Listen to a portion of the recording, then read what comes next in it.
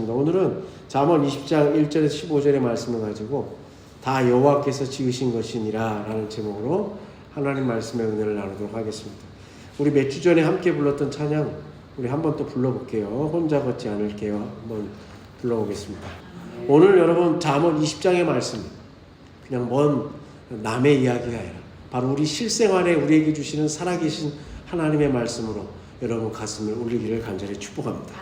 20장 1절의 말씀 우리 한번 읽어볼까요? 포도주는 거만하게 하는 것이요 독주는 떠들게 하는 것이라 이에 미혹되는 자마다 지혜가 없느니라. 아멘. 포도주는 거만하게 하는 것이요 독주는 떠들게 하는 것이라. 여러분 잠언의 말씀은 뭐 복잡하게 설명하지 않습니다. 간결하게 얘기합니다. 여기서 거만은 19장 29절에 나오는 심판은 거만한 자를 위하여 예비된 것이요 바로 거기랑 연결되는 말씀입니다. 세상에는 술을 그냥 뭐 즐기거나 좋아하는 정도가 아니라 탐닉하는 사람들이 있어요. 모든 걸 제쳐놓고 술을 좋아하는 분들. 평상시에는 상식이 통하고 그래도 이성에 의해서 자기의 말도 행동도 통제하는 분이 갑자기 어느 순간 술을 탐닉하면 술을 마시는 게 아니라 자기가 술을 마시는 게 아니라 술이 자기를 마시는 순간 어떻게 돼요? 마치 뚝에 물이 차고 넘쳐서 뚝이 무너져서 와르르 무너지는 것처럼 갑자기 자기의 이성도 상식도 다 통제하지 못하는 사람들이 종종 있습니다. 여러분 포도주는 거만하게 한다고 그랬어요. 독주는 떠들게 한다고 했어요. 아주 그냥 쏙쏙 들어오는 편이죠. 떠든다는 것은 자기를 과시한다는 겁니다. 내 얘기 들어보라는 거죠. 내 말이 맞다는 거예요. 여러분 괜찮은 사람인데 술만 마시면 남의 말을 막 탁탁 끊어요. 그리고 하나부터 열까지 훈수를 두고 가르쳐요. 너는 뭐가 어떻고 저렇고 남에 대해서 일거수일투족 판단하기 시작합니다. 여러분 술이 그렇게 만드는 거죠. 여러분 술 때문에 우리가 인생에서 빚어지는 일들 가정에서 일어나는 일이 얼마나 많아요. 잠언은 단순하게 얘기해요. 술 먹지 말라가 아니래요. 술에 취해서 떠들고 여러분 술에 의해서 잠식당하는 자, 술에 여러분 억눌린 자는 사람들을 미혹시킨다는 거예요. 지혜롭지 못하다는 거예요. 그릇된 길을 간다는 거예요. 술이 자신을 이끌기 때문이죠. 상식과 이성, 말씀의 길이 아니라 술에 이끌려서 자기의 생각도 사고도 언어도 행동도 습관도 심지어 삶까지도 망쳐버리기 쉽다는 겁니다. 20장 2절의 말씀 한번 읽어볼까요? 왕의 진노는 사자의 부르짖음 같으니 그를 노하게 하는 것은 자기의 생명을 해하는 것이니라. 아멘. 여러분 왕이라고 하는 것은 백성을 통치하는 지도자죠. 하나님이 왕에게 백성을 잘 다스릴 권한을 주신 거예요. 왕은 하나님으로부터 그 권한을 위임받은 겁니다. 그런데 그 위임받은 권한을 뭘 해야 돼요? 백성들이 저마다의 삶을 잘 살아갈 수 있는 근간, 바탕이 되는 공평과 정의를 잘 지켜주고 그래서 저마다의 생활을 영위할 수 있도록 그 바탕을, 기초를 든든하게 붙들어주는 사람이 왕이고 왕의 역할입니다. 그런데 왕이 하나님으로부터 그 권한을 위임받았다는 것. 요즘의 표현을 하면 국민들로부터 여러분 그 권한을 위임받았다는 걸 잊는 순간 어떻게 되는 거예요? 자기가 국민들 위해 백성 위에 군림하게 되죠. 그러면 사람들이 살아가야 될 바탕, 기초가 되는 공평과 정의를 잘 간수하고 지키고 만들어가는 일보다 자기가 그 위에 서려고 하는 거죠. 그리고 여러분 오늘 말씀해 보면 뭐예요? 그가 노하는 거예요. 노하게 한다는 거예요. 왕이 노한다는 거예요. 어느 때 노해야 돼요?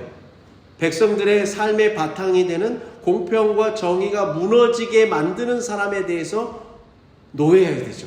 그런 제도에 대해서 노해야 되죠. 그런데 자기를 무시하고 자기 말을 따르지 않는 것에 무시하는 왕은 잘못된 왕이라는 거예요. 여러분 사사건건 화내고 세상을 지옥으로 만드는 통치자들은 세상을 하나님이 위임하신 권한으로 백성들을 평안하게 살게 만드는 게 아니라 세상을 고통스럽게 만들죠. 자, 3절의 말씀도 이어서 한번 읽어볼게요. 다툼을 멀리하는 것이 사람에게 영광이거늘 미련한 자마다 다툼을 일으키느니라. 아멘.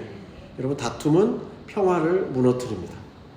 사람은 다투지 않고 살 수 없어요. 여러분, 싸우지 말고 살아야 되는 게 아니라 잘 싸워야 됩니다. 전에 한번 말씀드렸듯이 사랑하기 때문에 싸우는 거예요. 미워해서 싸우면 안 됩니다. 성경은 사랑하면서 싸우라는 거예요. 예를 들어서 나의 배우자가, 내가 너무나도 사랑하는 배우자가 마땅히 사람답게 살기 위해서 해야 되는 일이 있어요. 그런데 자기 욕심 때문에, 자기의 그릇된 판단 때문에 거기에서 벗어나요. 아, 싸우지 말아야지, 그냥 내비둬야지, 이러면 안 된다는 거예요. 그때 어떻게 해요? 이건 아니지 않아? 이건 옳지 않지 않아? 여러분, 설득하고 싸워야 된다는 거예요. 그래서 그 배우자가 옳은 길로, 자녀가, 가족이 옳은 길로 갈 수 있도록 여러분, 사랑을 갖고 싸워야 한다는 겁니다. 미워하면서 하는 싸움이 아니고 사랑하면서 싸워야 그 싸움이 잦을수록 좋은 관계가 이루어진다는 거예요. 한번 옆에 분들한테 인사해 볼까요? 사랑하면서 싸우시길 바랍니다. 여러분, 사랑하면서 싸우면 어떻게 되냐면 상대방의 영혼을 여러분 무디게 만드는 게 아니라 숫돌처럼 상대방의 영혼을 여러분 날이 서게 만드는 거예요. 좋게 만들어주는 역할을 하는 거예요. 여러분, 갈등이 없이는 발전이 없습니다. 갈등이 다 나쁜 게 아니에요. 갈등이 때때로 우리의 관계와 사회를 건강하게 만드는 겁니다. 왜냐하면 여러분, 원래 태어날 때부터 잘 누리고 부모 잘 만나서 기득권을 누리고 사는 사람은 어려운 사람의 처지를 몰라요. 그런데 옆에서 어려운 사람이, 야, 너 너무 어려운 사람들의 처지를 몰라보는 거 아니야? 자꾸 옆에서 얘기해줘야, 그 갈등을 얘기해줘야 그 사람이, 아, 다음번에는 내가 경험해보지 않았지만 함께 사는 세상에서 어려움을 갖고 있는 사람들이 있다는 것을 눈여겨보게 되고 그들을 배려하면서 함께 살아가게 되는 거죠. 여러분, 그게 뭐예요? 그리스에서부터 시작된 여러분 민주주의가 바로 그거예요. 여러분, 아테네 민주주의가 오늘날의 민주주의와 다른 점이 뭔지 아세요? 서로 논쟁을 해요. 오늘날로 말하면 좌와 우와, 여와 야가 논쟁을 해요. 그 판단을 누가 하냐면 지들끼리 모여서 투표하지 않아요. 그리스의 민주주의는 나머지 시민들이 듣고 판단하는 거예요. 그러니까 그들은 뭐예요? 서로 설득하고 판단이 되면 여러분 거기에 따르는 거죠. 그게 민주주의예요. 여러분, 반대를 위한 반대를 해서는 안 됩니다. 그런 다툼은 결국 공동체를 불화로 만들어요. 가정도 마찬가지죠. 여러분, 사랑하면서 잘 싸우시길 바랍니다. 그래서 여러분의 관계가 더 좋아지시길 축복합니다. 20장 4절의 말씀 제가 읽어볼게요. 게으른 자는 가을에 밭갈지 아니하나니 그러므로 거둘 때는 구걸할지라도 얻지 못하리라. 아멘. 게으른 자는 때를 분별하지 못하는 사람이 게으른 사람입니다. 여러분, 자기 인생에 때가 있어요. 그런데 그 때가 언제인지를 알아차리지를 못하는 거예요. 어떤 일과 어떤 사건과 어떤 일들이 벌어져요. 어떤 상황에 놓여져요. 근데 지혜로운 사람은 이 상황이, 이 사건이 내 인생의 어떠한 때인지를 알아차리는 거예요. 많이 배워서가 아니고요. 하나님의 말씀에 견주고 하나님 앞에 무릎 꿇고 기도하고, 그리고 하나님께서 주시는 지혜와 성령의 충만함으로 그 때를 깨닫게 되는 거예요. 그러면 지혜로운 삶이에요. 그런데 반대로 게으른 사람은 그 때를 몰라요. 자기 고집대로 사는 거예요. 내가 해봐서 알아, 이렇게 하는 거죠. 여러분, 전도서의 말씀 중에 제가 가장 좋아하는 말씀 중에 하나가 이겁니다. 한번 읽어볼까요? 하나님이 모든 것을 지으시되 때를 따라 아름답게 하셨고. 아멘. 여러분, 하나님께서 우리의 창조주 되심을 여러분 믿으십니까? 아멘. 그래서 전도서 12장의 말씀에 뭐예요? 청년들아, 너의 젊었을 때 너의 창조주를 기억하라. 왜 기억하라는 거예요? 하나님이 이 모든 것을 만드셨을 뿐만 아니라 나도 이 세상에 태어나게 하셨고 내 인생의 때도 하나님이 인도하신다는 것을 믿는다는 거예요. 하나님의 섭리를 믿는다는 거예요. 그러면 여러분, 인생을 대하는 태도와 인생의 방식이 달라지죠. 여러분, 사람들은 다 젊어지길 원해요. 오죽하면 특히 화장품 같은 게, 제가 화장품 가게를 가면 어려운 게 뭐냐면 전부 다 그냥 한국말로 하면 되는데 다 영어를, 외래어를 섞어서 써요. 이건 고객님 안티에이징이 들어요. 안티에이징, 나이가 드는 것을 막아준다는 거죠. 여러분, 주름살이 없이 팽팽하게, 그걸 뭐라고 그러죠? 보톡스. 여러분, 머리카락도 검어서 여러분 젊으면 좋죠. 다 그걸 원합니다. 근데 여러분, 우리가 얼마나 젊음을 더 유지하기 위해서 애를 쓰고 노력을 하고 많은 비용을 지출하잖아요. 여러분 나름 일가견이 있어요. 여러분 저는 태어날 때부터 주름살이 있었습니다. 어린 나이부터 눈 옆에 이렇게 주름살이 있어가지고 일찌감치 여러분 그냥 받아들였어요. 머리카락도 굉장히 숱이 많았는데 1, 2년 사이에 머리카락이 엄청나게 빠지고 있어요. 받아들이고 있습니다. 그냥 휑해지고 있는 걸 그냥 뭐 이것도 하나님의 은혜거니 합니다. 근데 중요한 것은 머리가 하얘지는 것도 좋고 다 좋은데 머리카락이 좀 많이 빠지는 것은 굉장히 하나님 앞에 조금 속상한 건 있어요. 하나님 그래도 좀 천천히 빠지게 해주셨으면 좋을 텐데. 여러분 나이가 들어서 젊은 사람들을 부러워합니다. 어렸을 때는 나이가 어른이 되고 싶어요. 한 번도 그게 무슨 말이에요? 어렸을 때는 나이 들어 보이고 싶어하고 나이가 들면 저 어린 친구들을 부러워하고 우리는 여러분 한 번도 내 인생의 때에 자유롭지 못한 거예요. 늘 무언가를 부러워한다는 것은 그 때를 모르는 거예요.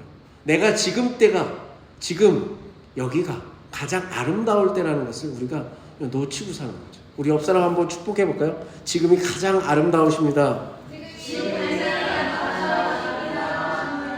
여러분 성경의 잠언은 게으름은 지난 주간에 게으름 나태함 말씀드렸잖아요. 물론 움직이기 싫어하고 해야 할 일을 안 하는 것도 게으름이지만 나태함이지만 그의 반대말이 뭐라고 그랬어요? 나태함의 반대말, 게으름의 반대말은 하나님 안에서 누리는 기쁨이라고 그랬습니다. 즉 우리가 하나님 안에서 내 인생의 때에 누려야 될 계절이 변하면서 누려야 되는 것을 누리지 못하면 우리는 게으른 겁니다. 나태함에 빠지는 겁니다. 인생의 때에 내가 나이가 들어가고 있으면 그때 내가 지금 가장 아름다운 때를 하나님께서 허락하셨구나. 여러분 가을은 추수의 계절이 아닌데 오늘 잠언에 보면 여러분 씨를 뿌린다고 그러죠. 이스라엘하고 우리하고는 계절이 달라요. 그때는 가을에 씨를 파종하기 때문입니다. 여러분 5절의 말씀 이어서 한번 읽어볼게요. 5절입니다. 사람의 마음에 있는 모략은 깊은 물 같으니라. 그럴지라도 명철한 사람은 그것을 길어내느니라. 아멘. 개역 개정 성경은 읽어도 무슨 말인지가 어려워요. 긍정적으로 읽을 수도 있고 부정적으로도 읽을 수 있어요. 그래서 쉬운 세번역 성경을 찾아보니까 밑에 나오죠. 한번 읽어볼까요? 사람의 생각은 깊은 물과 같지만 슬기로운 사람은 그것을 길어낸다. 아멘. 그럼 명철한 사람은 사람의 깊은 물, 하나님께서 주시는 지혜와 같은 것을 길어낸다는 거예요. 여러분 교육이라는 말이잖아요. 교육이 영어로 education입니다. edu라는 말하고 애하고 ducare라는 말이 합쳐진 거라고 해요. 이것은 안에 있는 걸 밖으로 끄집어낸다는 뜻이에요.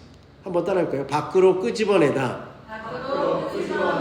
여러분 교육의 뜻이 뭐라고요? 밖으로 끄집어내는 거예요. 이미 안에 있는 것을 끄집어내는 거예요. 그런데 우리는 학교 가면 어떤 교육을 받아요? 주입식 교육을 받아요. 안에 있는 것을 저마다 하나님이 주신 재능과 달란트, 삶에서 경험으로 누리는 많은 것들을 바깥으로 끄집어내는 교육을 해야 되는 게 아니라 밖에서 안으로 주사기로 자꾸 주입을 합니다. 아이들에게 영어 주사를 맞춰요. 국어 주사를 맞춰요. 수학 주사를 맞춰요. 모자라서 학교 끝나고 학원 가서 또 보충 주사를 맞아요. 여러분 안에 있는 재능을 밖으로 끄집어내는 것이 교육인데 그 사람이 가지고 있는 저마다의 개성, 재능을 바깥으로 끄집어내야 돼요. 그걸 못한다는 거예요. 여러분 소크라테스가 왜 대단하냐면 소크라테스는 절대로 자기 주장을 막 하지 않았어요.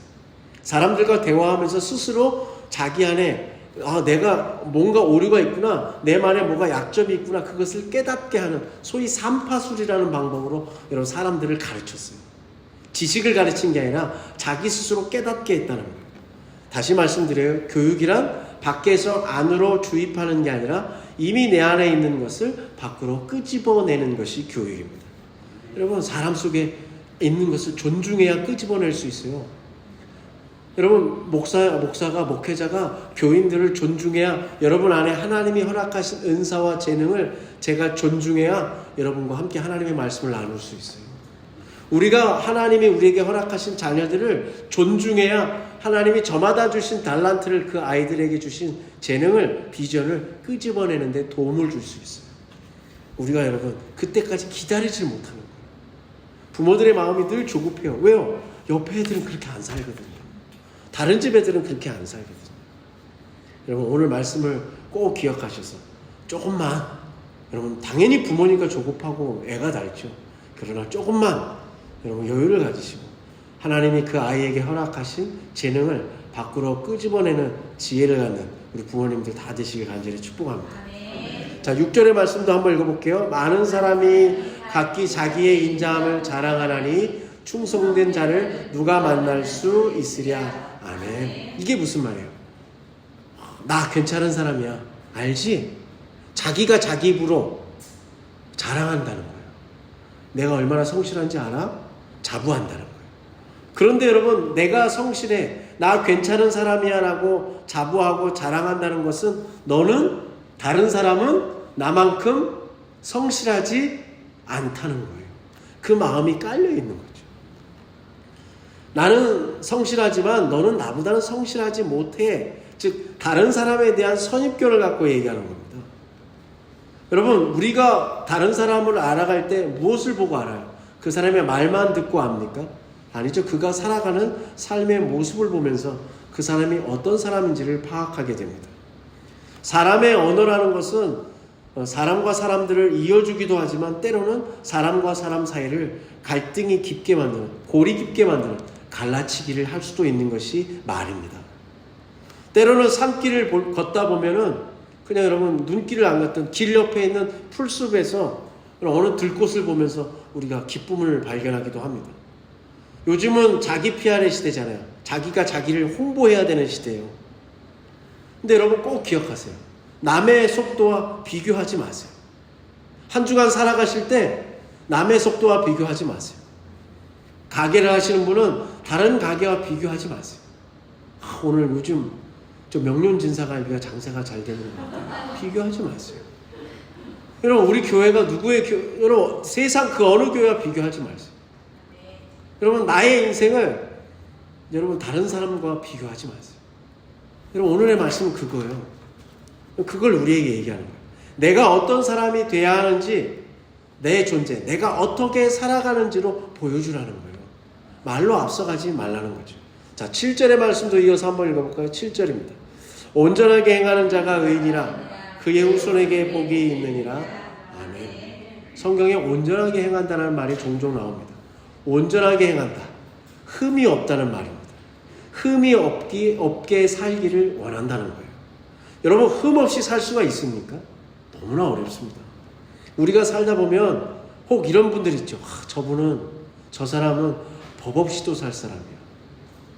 여러분 그런데 갑자기 법 없이도 살 사람이 어떠한 특정한 상황에 맞닥뜨리면서 갑자기 여러분 법이 꼭 있어야 될 것처럼 분노를 낼 때가 있어요. 와, 저 사람 속에 저런 모습이 있었다고 우리가 깜짝 놀랄 때가 있습니다. 여러분 문제는 무엇이냐면 흠이 있는 내 성격을, 남의 성격이 아니라 흠이 있을 수밖에 없는 나라는 사람을 인정하는 겁니다. 여러분 사람은 흠 없이 살기 어렵습니다. 흠이 있는 걸 인정해야 됩니다. 그러면서 하나님의 말씀 가운데, 기도 가운데, 믿음 가운데 그것을 치유해 가는 거죠. 그리고 나와 다른 사람과의 관계를 통해서 나를 깎고 비죽 둥글둥글하게 만들어가는 거예요. 거기에서 가장 중요한 건 나의 부족함을 아는 거죠. 여러분 허리케인이라든지 산불이라든지 어떤 자연재해가 일어나면 수십 년 가꿨던 자연들이 황폐하게 되고 훼손이 돼요. 예를 들어서 일례로 여러분 강원도에서 산불이 커다랗게 일어난 적이 있잖아요. 그럼 여러분 수십 년 동안 자랐던 금강송 같은 게 여러분 잿더미가 됩니다. 흙도 까맣게 타버려요. 그러면 여러분 자연은 어떻게 해요? 그렇게 불타버렸던 강원도의 산불이 한 해가 지나고 5년이 지나고 10년이 지나면 거기에 다시 생명이 움트기 시작하고 여러분 잿더미가 되었던 그을렸던 산이 푸릇푸릇 바뀌기 시작하죠. 자연은 어떻게 해요? 정화를 시작합니다. 여러분 그게 하나님이 만드신 섭리예요. 인정하는 거예요. 있는 모습 그대로, 그래서 주님 앞에 나오라는 거예요. 그러면 하나님이 거기서부터 치유하시고 정화하시고 우리에게 새로운 일을 시작하신다는 겁니다. 여러분 나는 흠이 있을 수 있습니다. 나는 틀릴 수 있습니다. 그걸 인정하고 주님 앞에 나가길 바랍니다. 그러면 하나님이 온전한 삶으로 우리를 의인이 되게 만드시는 거예요. 뭘로요? 하나님의 은혜로, 하나님의 손길로, 흠이 있지만 그것으로 내 삶으로 수용하고, 모자란 것도 모난 것도 수용하고 받아들이고, 그러나 포기하지 않고 하나님의 사랑과 말씀으로 바꾸려고 노력하면 그것이 아름다운 삶이고 온전한 삶인 줄로 믿습니다. 8절과 9절의 말씀 이어서 우리 한번 읽어볼게요. 8절과 9절입니다. 심판 자리에 앉은 왕은 그의 눈으로 모든 악을 흩어지게 하느니라. 내가 내 마음을 정하게 하였다. 내 죄를 깨끗하게 하였다 할 자가 누구냐? 아멘. 왕 앞에서 얘기하는 사람들은 저런 얘기를 해야 돼요. 눈이 밝은 왕은 분별력을 지닌 왕이란 말이에요. 그러면 옆에서 그런 충신들이 있어야 돼요. 옆에서 좋은 말을 해줘야 됩니다. 왕 또한 그런 분별력을 가지고 통치해야 되고 언행을 해야 된다는 거죠. 여러분, 그 출애굽의 가장 10계명을 받았던 시내산, 애굽의 시나이 반도에 있는 시내산의 성지순례를 가시면 그 밑에 성 캐더린 수녀원이라고 아주 오래된 수녀원이 있어요. 그 수녀원에 가면 여러 가지 이런 그림이 있는데 그 중에 이 수녀원에 유독 예수님의 얼굴이 달라요. 제가 2001년에 여길 방문했었을 때 그때는 몰랐단 말이에요. 아는 만큼 보인다고 아무리 공부를 하고 와서도 그걸 안 보였어요. 몰랐어요. 갔다 와서 알았거든요. 왜 예수님이 좀 이상하다 싶었어요. 예수님이 저랑 너무 다른 거예요. 눈이 너무 큰 거예요. 여러분, 예수님이 다른 성화에 비해서 여러분 자세히 보시면 눈이 유독 커요. 부자연스러워요. 여러분 그거 느끼세요? 저만 느끼시나요? 여러분 일부러 눈을 크게 그렸다는 거예요. 여러분 굉장히 오래된 그림인데 일부러 눈을 크게 그렸는데 두 가지 의미가 있다고 합니다. 하나는 주님이 늘 우리를 지켜보고 계신다는 거예요. 큰 눈으로 주님께서 우리를 늘 지켜보고 계신다. 그래서 예수님이 지켜보니까 CCTV가 우리를 지켜보고 있으니까 잘못하면 안 돼. 그런 의미가 아니라는 거예요. 지켜본다는 의미. 또 하나 저 눈동자가 큰 이유는 눈동자와 같이 우리를 보호해 주신다는 뜻이, 두 가지 뜻이 담겨져 있다는 거예요. 그래서 그 기도의 제목을 담아서 일부러 여러분 예수님의 눈을 크게 그린 이콘 성화가 그 성 캐더린 수녀원에는 있다는 사실입니다. 여러분 눈이 커요. 예수님이 우리를 항상 지켜보고 계십니다. 아멘. 예수님이 항상 큰 눈동자로 우리를 보호해 주시고 계십니다. 아멘.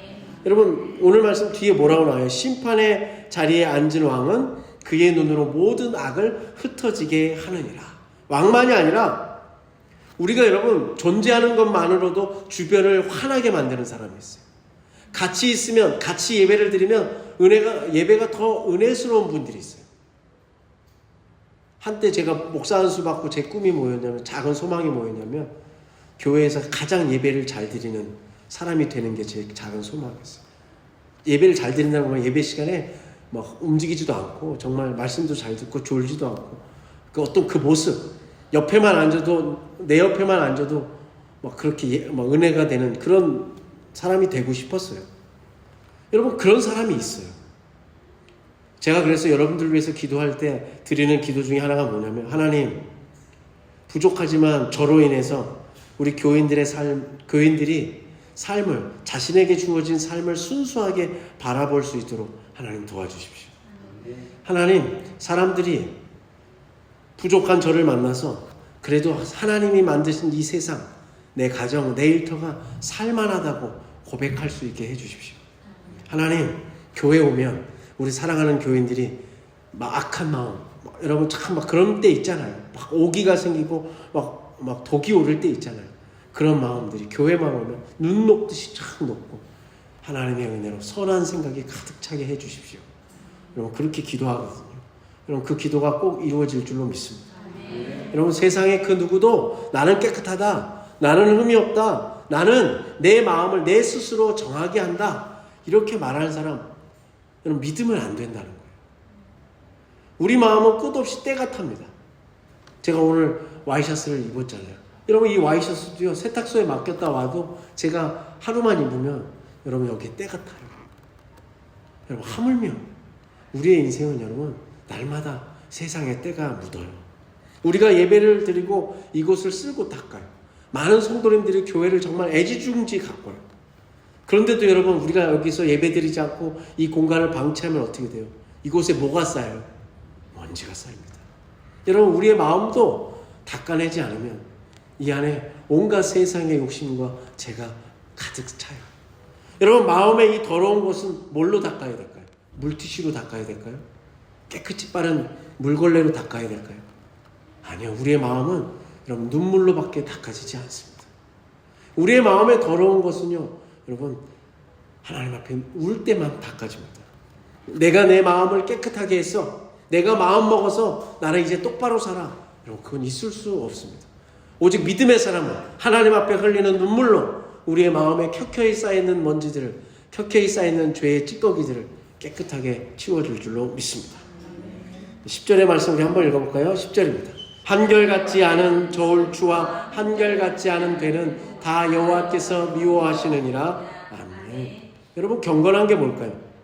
믿음이 진실하다는 게 무엇일까요? 여러분, 그것은 사람의 삶으로밖에 표현이 되지 않아요. 겉으로 번지르하게 단정한 옷을 입고 교회에 직분을 갖고 여러분 헌금을 많이 내고 여러분 봉사를 많이 하면 되는 게 아니라요. 여러분, 일상의 삶 속에서 경건함은 드러날 수밖에 없고요. 일상의 삶 속에서 진실된 믿음은 묻어날 수밖에 없습니다. 내게 주어진 비근한 삶 속에서 내가 어떻게 살아가야 하는가를 고민하고 기도하고 몸부림쳐야만 그게 가능하다는 겁니다. 경건해질 수 있습니다. 그 믿음이 진짜 믿음일 수 있다는 얘기입니다. 우리가 여러분 가정생활 따로 하고 교회에 오면 교회생활 따로 하고 일터에서 직장생활 따로 하고 아이들을 학교에서 학교생활 따로따로 하면 완전 분리된 생활을 하면 여러분 우린 경건해질 수 없습니다. 우린 믿음으로 살아가는 삶이 아닙니다. 어떤 사람이 경건한 겁니까? 어떤 사람이 진짜 믿음의 삶을 살고 있는 겁니까? 그 사람이 살아가는 가정에서든 일터에서든 학교에서든 교회에서든 그가 일상에서 살아가는 삶의 모습을 통해서 그가 경건한지 믿음으로 살아가는지를 알 수 있습니다. 세상을 살아가면서 그 속이지 말라는 거예요. 저울추 여러분 속이지 말라는 거예요. 뭐 옛날 한 대, 두 대 했던 그 되박이라고 하는 그 틀 있잖아요. 그 속이지 말라는 거예요. 그거 속여서 사람들로부터 돈 많이 벌어가지고 하나님 저 돈 많이 벌게 해주셔서 감사합니다. 감사원금 두둑하게 내고 11조 내면 하나님은 좋아하시지 않는다는 거예요. 여러분 이에 관련된 말씀이 스가랴서의 다음 주에 나와요. 하나님 그거 안 기뻐하세요. 줘버리라고 해요. 그게 여러분 나중에 가룟 유다의 이야기까지 이어지는 거예요. 여러분 성경의 이야기는 정말 신기한 게 많습니다. 여러분 돈 부정하게 버셔서 많이 벌어서 교회에 갖다 바쳐봤자 하나님이 기뻐 받으시지 않습니다. 하나님 뭘 좋아하세요? 정직하게 사는 것을 좋아합니다. 여러분 11절의 말씀 이어서 제가 읽어볼게요. 비록 아이라도 자기의 동작으로 자기 품행이 청결한 여부와 정직한 여부를 나타내느니라. 아멘. 계속해서 말씀은 사람됨은 행위로 드러난다는 거예요. 나의 몸가짐을 보면 나의 마음 상태도 드러난다는 거예요. 신발 벗어놓는 거. 우리 요즘은 뭐 안 그렇지만 여러분 옛날에 도둑들이 이렇게 따고 들어오고 담 넘고 들어오던 시절에 딱 들어와서 뭘 봐요? 그 집 신발 가지런히 놓고 이렇게 정리되어 있는 집은 어떻게 해요? 다시 문 닫고 간단 말이에요. 여러분 왜 자꾸 신발 얘기하는 거예요? 그게 그 정리된 것이 마음의 자세이기 때문이죠. 옛날에 이 율곡 선생님이 뭐라고 그랬냐면 공부할 때는 발을 무게 있게, 손은 공손하게, 눈은 단정하게, 머리는 곧게, 그러니까 머리를 여러분 이렇게 갸우뚱 삐딱하게 하지 말고 곧게 하라는 거예요.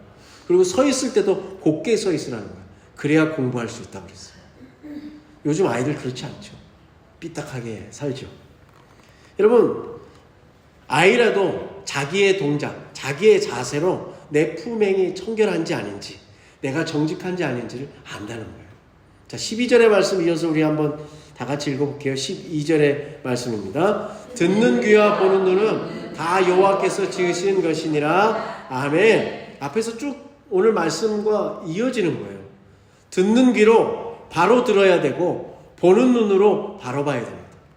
한번 따라해볼까요? 듣는 귀로 바로 들어야 하고 보는 눈도 바로 봐야 합니다. 여러분 바로 들어야 돼요. 바로 듣는다는 게 뭐예요? 선입관이 없는 거죠. 편견이 없는 거예요. 고정관념이 없는 거예요. 그래야 열린 마음으로 듣는 거죠. 왜냐하면 편견이 있으면 편견을 한번 거쳐서 상대방의 이야기를 필터링을 하는 거죠. 그냥 순수하게 듣는 게 아니라 내 식대로 받아들이는 겁니다. 그래야 여러분 상대방의 속마음을 그냥 들어야 알 텐데 자꾸 내가 필터링해서 여러분 내 선입견으로 받아들이면 오해가 생기게 되고 여러분 그렇게 되죠. 보는 것도 마찬가지죠. 내 눈에 보이는 대로 보지 않고 이면 속에 있는 아픔을 볼 수 있어야 된다는 거예요.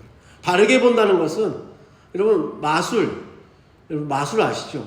그게 뭐예요? 눈속임이잖아요. 순간 어떤 행동으로 우리의 눈을 속이는 거예요. 트릭이지 않습니까? 그러니까 뭐예요? 눈을 똑바로 뜨고 있어도 앞만 보고 있다고 해서 되는 게 아니라 그 이면에 있는 아픔도 볼 줄 알아야 됩니다. 그래야 제대로 듣고 제대로 보는 것이죠. 그것을 다 누가 지으셨다는 거예요? 하나님께서 그렇게 원래 만들어 주셨다는 거예요. 그런데 우리의 죄 때문에, 나의 욕심 때문에, 때로는 알량한 내 자존심 때문에 하나님이 바르게 들을 수 있는 귀도 막아버리고 하나님이 지어주신 바르게 볼 수 있는 눈도 가리는 거죠. 그래서 성경이 끊임없이 뭐라고 그래요? 하나님의 말씀에 우리가 등을 돌려요. 하나님의 말씀에 귀를 막게 되는 것이죠. 그럼 13절의 말씀 이어서 읽어보겠습니다. 13절입니다. 너는 잠자기를 좋아하지 말라. 네가 빈궁하게 될까 두려우니라. 네 눈을 뜨라. 그리하면 양식이 족하리라. 아멘. 게으르지 말라는 거죠. 배짱이처럼 살지 말라는 겁니다. 여기서 말하는 잠은 나태함에 빠진 죽은 잠을 말하는 거죠. 제발 눈 좀 뜨라는 거예요. 깨어 있으라는 거예요. 자기에게 맡겨진 일을 성실하게 감당하라는 말씀입니다. 그런데 여러분 오늘 이 말씀은 현대 오늘 살아가는 우리에게는 조금 다른 얘기죠. 요즘은 어때요? 애들이 잠을 안 자요. 그리고 젊은 사람들이 늦게 자요. 그죠? 우리 어르신들, 우리 집사님 원사님들 보시면 답답할 정도로 저도 마찬가지고 여러분 늦게 자요. 잠을 안 자서가 문제예요. 잠을 잊은 그대예요. 잠을 제대로 못 자요. 그래서 여러분 그 잠 도둑들이라는 책이 있어요. 거기에 보니까 이 사람이 조사를 해요. 얼마나 우리가 잠을 몇 시간을 자야 되는지, 잠이 부족하면 어떤 일이 벌어지는지를 통계와 과학으로 수치로 해서 여러분 이 사람이 책을 쓴 게 있어요. 거기에 보면 우리 그런 거 있죠. 잠을 줄여야 된다. 고3들한테 옛날에 3시간을 자야 대학에 붙고 4시간 자면 떨어진다는 그런 시절이 있었잖아요. 새벽부터 밤늦게까지 더 일을 열심히 해야 부자 된다고 우리 그렇게 살았잖아요. 아니라는 거예요. 잠이 부족해서 문제라는 거예요. 여러분 체르노빌 사건 아십니까? 러시아 옛날 구소련의 체르노빌이라는 지역이 있었던 핵발전소 원전이 여러분 사고가 나서 엄청난 대단한 일이 있었잖아요. 그리고 섬 3마일이라는 섬에 있었어요. 3마일 섬이라는 데서도 원전이 터진 적이 있습니다. 여러분 이 원전 사고의 공통점이 있어요. 이 책에 보면 둘 다 직원들이 잠이 부족해서 생긴 일이에요. 제때 여러분 조치를 못 취하고 잠에 취해갖고 여러분 터진 일이에요. 웃기죠? 졸다가 벌어진 일이에요. 여러분 사람들이 요즘 현대인들이 어때요? 아침마다 나가시면 여러분 출근하는 사람이 저마다 쾌쾌한 잠이 모자란 상태에서 쾌쾌한 얼굴을 들고 여러분 탑니다. 그리고 저마다 아침에 뭘 한 잔씩 마셔요. 커피를 마셔요. 여러분 커피에 있는 카페인으로 자기의 잠을 깨우는 거예요. 각성하는 거죠. 여러분 이것이 엄청난 대형 사고를 부르고 경제적 손실을 더 일으킨다고 이 책엔 써 있어요. 여러분 제가 오늘 여러분에게 뭘 얘기하냐면 잠을 제대로 자야 돼요. 성경의 말씀을 잘 읽어야 돼요. 잠자기를 좋아하지 마라. 야, 성경이 이렇게 써 있어. 너 지금 고3인데 잠이 오니? 잠언 20장 13절에 이렇게 써 있다니까? 여러분 그렇게 읽으면 안 된다는 거예요. 여러분 우리 아이들에게 잠을 6시간 이상 재워야 됩니다. 여러분 꿀잠 자지 말라는 얘기가 아니고 게으름에 빠져서 나태하지 말라는 거죠. 지난 시간에 말씀드렸듯이 자기가 해야 될 일을 안 하는 그런 나태함에 빠지지 말라는 겁니다. 반대로 말하면 뭐예요? 하나님 안에서 누리는 기쁨을 누리면서 살라는 거예요. 한번 따라해볼까요? 하나님 안에서 누리는 기쁨을 누리자. 하나님 안에서 기쁨을 누리는 거죠. 여러분 그게 게으르지 않은 삶이에요. 나태하지 않은 삶이에요.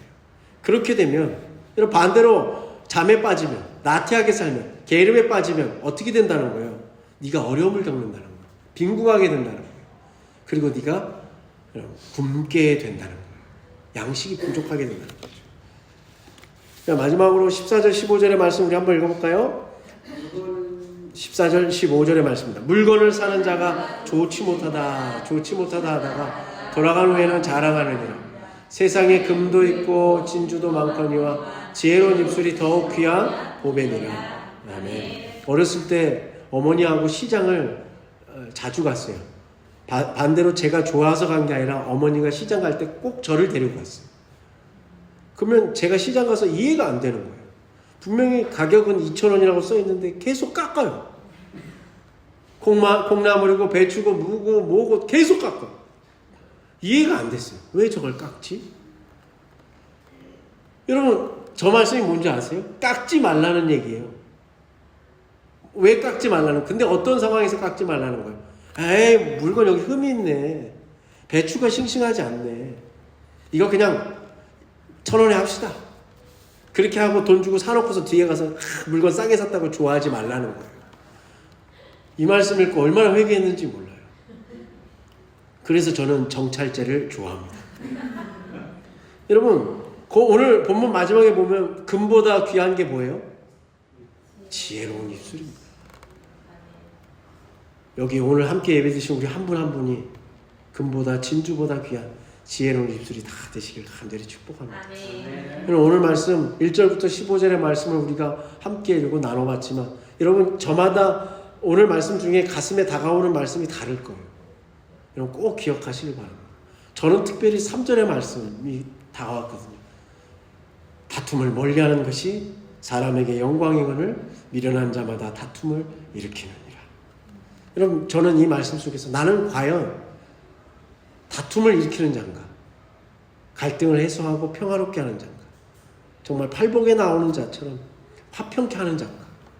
목회자로서 우리 교인들에게 여러분의 삶 속에 여러분이 하나님이 주시는 샬롬 평화로운 삶을 살도록 나는 돕는 자인가? 여러분, 그런 생각을 많이 해봤습니다.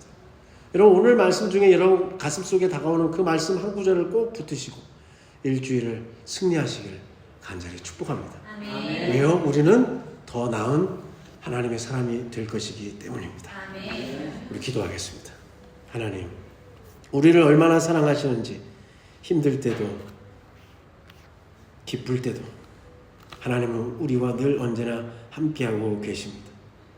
나 인생에 나밖에 없이 외로운 길을 걷고 있는 것처럼 느낄 때도 하나님은 지금 여기에 우리와 함께 걷고 계십니다. 잠언의 말씀을 읽으면서 그냥 세상을 살아가는 팁을 얻는 것이 아니라 노하우를 얻는 것이 아니라 정말 인생을 살아가는 데 귀한 지혜, 하나님의 말씀으로 내가 하는 말을 삼가하게 되고 내가 하는 행동을 바꾸게 되고 내가 하는 생각을 주님의 말씀에 견주어갈 때 우리가 하루하루 그렇게 살아갈 때 하나님, 우리는 이전보다 더 좋은 사람, 더 행복한 사람, 하나님의 은혜로 성령님의 열매를 맺어갈 아름다운 사람들이 다 될 줄로 믿습니다. 하나님, 여기 계시는 한 분 한 분 우리 귀한 성도님들 잠언의 말씀이 피가 되고 살이 되게 하여 주시옵소서. 감사드리며 예수님의 이름으로 기도드리옵나이다. 아멘.